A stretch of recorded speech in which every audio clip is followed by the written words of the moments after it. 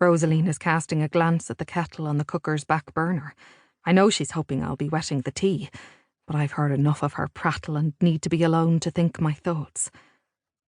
Well, I say in a brisk way, I promised my boarder sausages for supper. 'Tis sorry I am I can't be offering you a cup of tea, but it's getting on toward noon and my casings won't be stuffing themselves, and I expect you've got errands to be doing. I give her a kindly nod to gentle the sting. She looks a bit startled, but up she gets and fidgets herself into her coat, and soon enough I'm bundling her out the door. Sure, I'm glad to be seeing the back of her, though I know she'll likely be spending what's left of the morning noising it all over Amherst that Miss Margaret Maher's too full of herself to be sharing a cup of tea with a friend.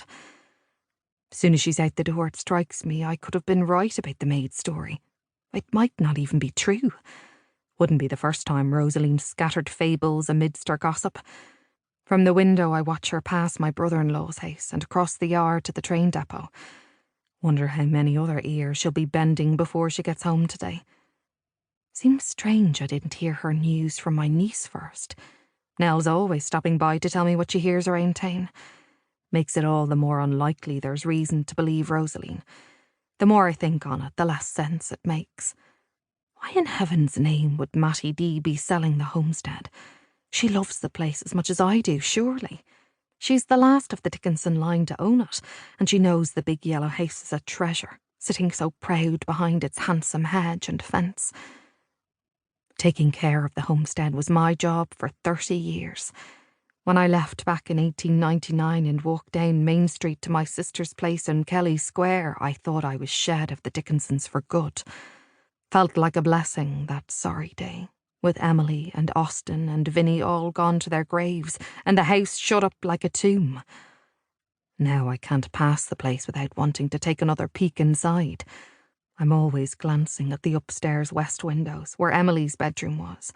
More than once I've spied a white flutter there and wondered, was it a trick of the light, or maybe her ghost? The queer thing is, I always walk on feeling more comfort than chill, as if the place is consecrated. Mattie D inherited everything after Vinny died, the houses and land and all her grandfather's money. Last time I saw her was at her mother's funeral. But I remember her best as a girl running along the path between the homestead and the evergreens, carrying notes back and forth between her mother and Emily.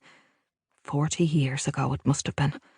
She was lively and full of spark as Emily herself.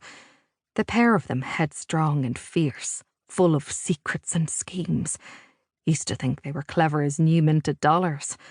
But Mattie D sometimes uses her cunning in heedless ways, like running off to Europe and marrying a Russian, like renting out the homestead.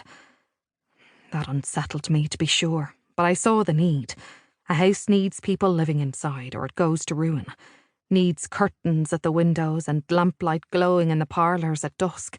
Needs the clinking of silverware on china and the creaking of stairs from time to time as folks go up and down. It's calmed me knowing it still belongs to a Dickinson. It's plain I need to find out what's true and what's not, before it's too late. And at the minute, smack in the midst of stuffing sausage casings, I resolve to pay a call to the Evergreens this very afternoon. I'll talk to Mattie D face to face and root out the truth, and if need be, I'll give her a piece of my mind. I finish up quick with the sausages and give the table and counters a good scrubbing. Scrub my hands too to get the sausage smell off them, and then, for good measure, I rub them with a dollop of Heinz honey and almond cream from the bottle Nell gave me last Christmas. In my bedroom I change into a clean skirt and blouse, and for good luck, pin my new hat to my head at a jaunty angle. It's when I'm regarding myself in the mirror I'm struck by a familiar jingly feeling, like I'm starting on a new adventure.